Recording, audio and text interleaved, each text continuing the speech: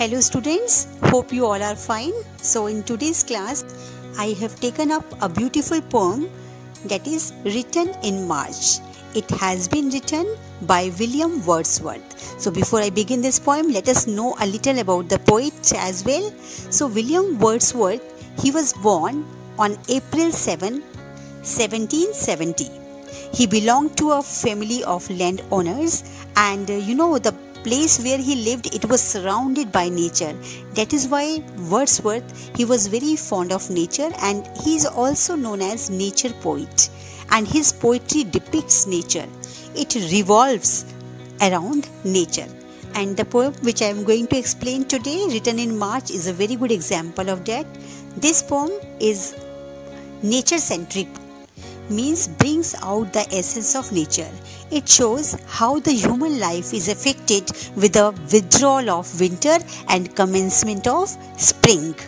Because March is a time of gradual change, slow change, where spring takes over and the snow melts away. There is symbolic meaning also. This poem conveys a beautiful message that human beings, when they face problems, there is solution also. Okay, difficulties के बाद अच्छा time भी आता है. Well, so pay attention. Now we start the poem. So to begin with, सबसे पहले हम बात करेंगे टाइटल की.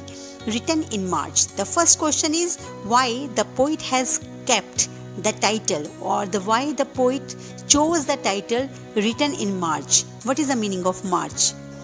What do you think, students? मार्च का मतलब क्या हो सकता है कि is it a month like January, February, March, April, May, June? हाँ, क्या मार्च एक मंथ का नाम है और it has some other meaning? Okay बेटा, सी, जब भी हम किसी टाइटल की बात करते हैं तो it has symbolic meaning also, क्योंकि पूरी की पूरी पोइम जो होती है वो टाइटल के ऊपर बेस होती है. ऑलराइट, तो यहाँ पर इसका मीनिंग मार्च भी हो सकता है, क्योंकि मार्च का मतलब होता है कि बिगिनिंग ऑफ स्प्रिंग सीजन. जैसे विंटर्स के मंथ चलते हैं, है ना, जनवरी, दिसंबर, बहुत विंटर होती है, ठंड होती है. ठंड में क्या होता है, हमें लगता है कि जैसे लाइफ हमारी रुक गई है. You can not go out. अगर आप माउंटेन्स की बात करें तो उनकी पीक्स जो होती हैं उस पर बर्फ़ जमी होती है, स्नो कवर्ड होती हैं उनकी पीक्स, है ना. पानी की बात करें, पानी जम जाता है, फ्रोज़न वाटर हो जाता है, उसमें जो लाइफ है वो रुक जाती है. आपको फिश वगैरह दिखेंगे नहीं उसमें तैरती हुई, क्योंकि एक फ्रोज़न वाटर हो जाता है. लाइफ जो है इट स्टॉप्स, रुक जाती है.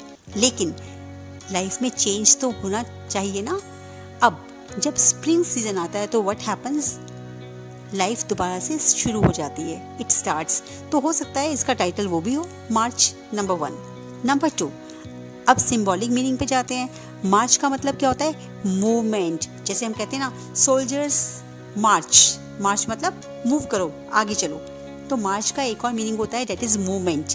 तो हो सकता है मूवमेंट हो इसका मतलब, क्योंकि देखो, in this poem we will read about that, the movement of snow, the movement of stream. अगर कोई चेंज हो रहा है तो वो भी एक मूवमेंट ही तो है ना. अगर हमारी लाइफ रुक गई है और वो चलना शुरू हो गई है, लाइफ में जो चेंजेस आ रहे हैं वो भी तो एक मूवमेंट ही है ना, राइट. अब देखो, इस पोएम में हम पढ़ेंगे ऐसे, grass it's springing to life. पहले तो ग्रास जो थी बिल्कुल दिख भी नहीं रही. विंटर्स में क्या हुआ, सब कुछ खत्म हो जाता है ना. अगर हम प्लांट्स की ओर देखें तो बिल्कुल बेचारे ठंड प्लांट्स को भी तो लगती है ना, विदर हो जाते हैं, मुरझा जाते हैं, ख़त्म हो जाते हैं. लेकिन जैसे ही स्प्रिंग आ जाता है तो पूरी की पूरी जो है सीनिक ब्यूटी चेंज हो जाती है. Nature looks so beautiful, amazing. तो इस पोएम में हम ये सब पढ़ेंगे. Okay, so let us start the poem written in March. So this poem has 2 paragraphs, 10 lines each.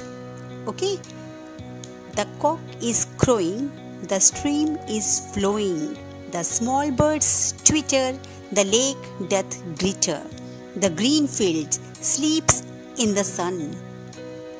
The oldest and youngest are at work with the strongest. The cattle are grazing, their heads never raising.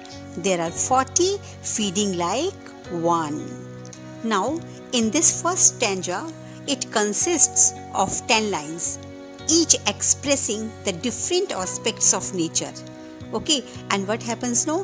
The scenic beauty that William Wordsworth is describing, it is really beyond imagination. अब उसमें क्या बताया गया है कि दिन शुरू होता है किससे? The cock is crowing.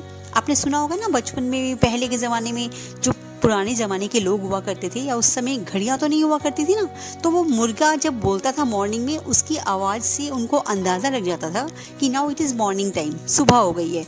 तो उसी को रेफ़र कर रहा है ये, द कॉक इज़ क्रोइंग, मतलब दिन निकल आया है, now it is day time. So I can say कि जो ये वाली पोइम है ये हमारे माइंड को कंपेल कर रही है कि हम इमेजिन करें कि ब्यूटी ऑफ नेचर क्या है।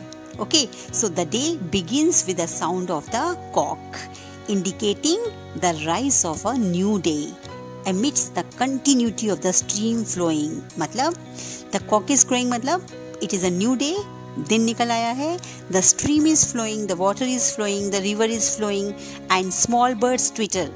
ट्विटर मीन्स चर्प, बर्ड्स की चर्पिंग की आवाज़ शुरू हो गई है, यहाँ वहाँ से आ रही है। The lake doth glitter, what is the meaning of doth? Do और does, it is an old English word, DOES does. Okay, the green field sleeps in the sun, the water of the lake, it is glittering, it is shining. Why? Because the sun rays, they are falling on the water. The lake glitters as the sun moves over the green fields। जब sun की shadow पड़ती है पानी के अंदर, it appears as if it is shining, glittering। You must have noticed बेटा, पानी के पास जब पानी के ऊपर सन की रिफ्लेक्शन पड़ती है तो हमें ऐसा फील होता है कि जैसे उसकी रेज जो है यहाँ वहाँ पूरी फैली हुई हैं एटमॉस्फेयर में। Okay, now next, the green field sleeps in the sun. We never hear no कि green fields they are sleeping, we hear that human beings can sleep. Well, here we can see figure of speech, that is personification, कि green fields को as a human being describe किया गया है। So is it clear? Personification, the meaning is that because of winter season all the plants they were withered, the landscape it was covered with snow, है ना, there was no life, but अब spring आ गया है and just because of spring season what has happened, the fresh grass field they seem to bask or enjoy the bright sunshine of the spring। Okay, basking क्या होता है? धूप सेकना, मतलब धूप को एंजॉय कर रहा है नेचर भी। The oldest and youngest are at work with the strongest, regardless of their age। Every person, चाहे वो young हो, old हो, जैसे भी हो, everybody is at work। सब लोग अपने काम पर जा रहे हैं with their full energy। The cattle are grazing, their heads never raising। There are 40 feeding like one। Now the cattle they are busy in grazing, means the whole herd of cattle। Herd is a collective noun for cattle, herd of cattle, है ना। So the whole herd of cattle is busy grazing with their heads down and when they are watched from the top, या हम किसी height से अगर नीचे की तरफ देखें तो ऐसा लगता ही नहीं है कि there are 40, they seem to be one। बिल्कुल एक ग्रुप में, बिल्कुल same posture and they are busy in eating। and you know why they are not raising their heads? ये क्यों कहा गया? It can be a question in the poem कि why the cattle they are not raising their heads? Because after the long winter season now spring has come and all the grasslands are green। Okay, there is food for them, so they are busy in grazing, they are eating, इसीलिए with full concentration they are engaged in that and they are not raising their heads up। Is it clear? Hope this first paragraph is clear to you. Now let us come to the second। Like an army defeated, the snow had retreated and now doth fair hill on the top of the bare hill। The ploughboy is whooping anon anon, there's joy in the mountains, there is life in the fountains। Small clouds are sailing, blue sky prevailing, the rain is over and gone। So in this stanza now the snow is compared to the army। See, like an army defeated, जैसे कि मान लो कोई army हार गई, an army that has lost a battle, तो वो क्या करती है आर्मी? आर्मी को वापस जाना होता है ना, वापस अपना वो स्पेस छोड़ करके it goes back। Similarly, due to winter seasons, the mountains they were covered, the landscape it was covered with snow only, and now the spring has come, so snow it has started melting away, and what happens? It has left its space now। अब जो mountain की peaks हैं वो पूरी की पूरी क्या हो गई हैं? बेयर हो गई हैं। लिखा है ना on the top of the bare hill. Bare hill मतलब अब बिल्कुल जो हिल्स हैं they are bare, there is no snow. अब स्नो जो है वो वापस चली गई है, it has gone back, it has melted away. तो स्नो को किससे कंपेयर किया गया है? आर्मी के साथ। क्यों? Snow has been referred to as an as enemy because it brings hardships to the life in winter. अगर जहाँ जहाँ snow होगी वहाँ people cannot work. The life becomes very tough and hard. The people, they stop working. They cannot go out of the houses because of snow everywhere. और जब मौसम change हो जाता है तो people they start feeling relaxed और वो अपने काम पे जाना शुरू कर देते हैं. That is why there is a comparison. And you know बेटा, this comparison is simile. Simile यहाँ पर use की गई है. That is figure of speech. Like an army defeated, the snow hath retreated.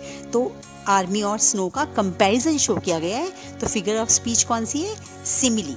Okay, now doth fair hail on the top of the bare hill, the plowboy is whooping anon. अब जो cowboys होते हैं ना, चरवाहे जो होते हैं, because winters में तो वो बाहर नहीं आ सकते, and now because of the whether it is totally change, he is shouting.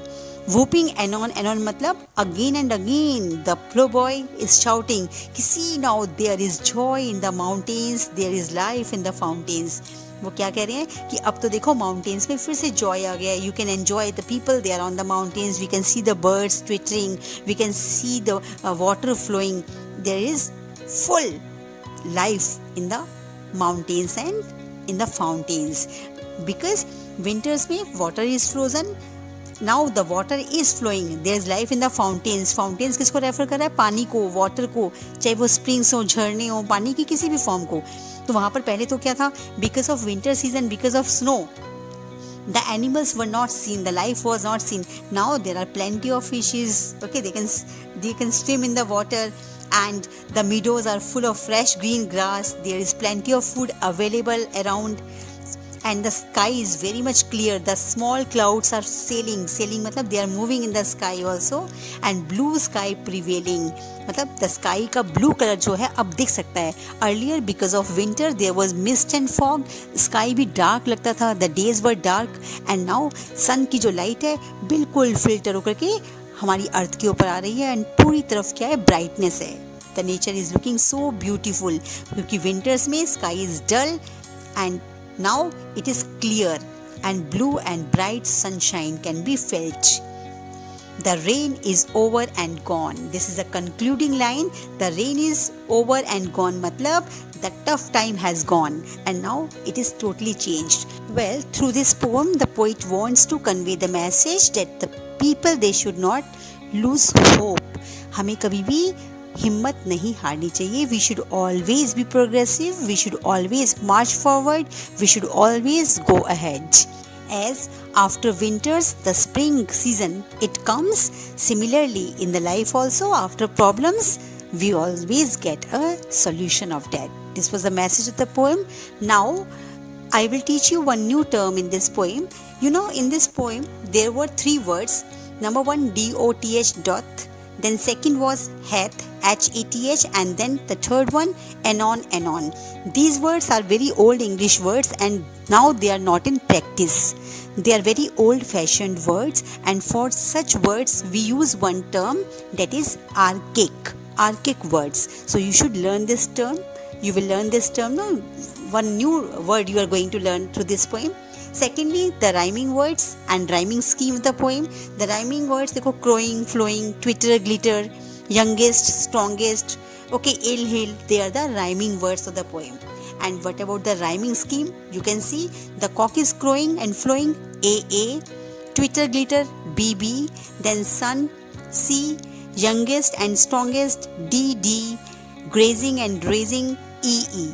This way you can find out the scheme also, okay? Hope this poem is clear to you. If you are having any doubt, in case of any doubt, please put your queries in the comment box, and don't forget to subscribe my channel if you haven't subscribed it yet. Okay children, thank you very much.